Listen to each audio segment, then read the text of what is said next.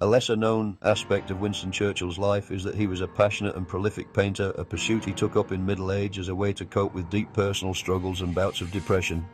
Churchill referred to his episodes of mental illness as his black dog, a term he used to describe the overwhelming gloom that would occasionally descend upon him, especially during times of political setback or personal loss. One such low point came in 1915 after the failure of the Gallipoli campaign during World War I, for which he bore significant blame.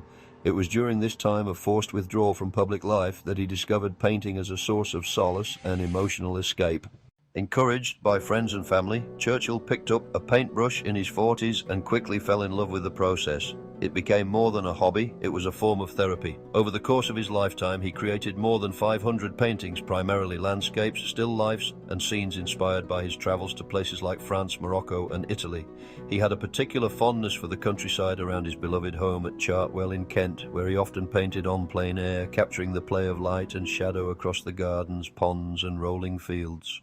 Churchill took his painting seriously, studying the techniques of masters and improving steadily over time. In fact, he submitted some of his work under the pseudonym Charles Moran to avoid prejudice from art critics who might judge the work based on his political fame. One of his paintings even won first prize in a competition judged anonymously, a quiet validation of his talent. He never claimed to be a great artist, but he found tremendous personal value in the practice and wrote about it eloquently in his essay Painting as a Pastime, where he described how immersing himself in colour and form helped lift the weight of worry and care.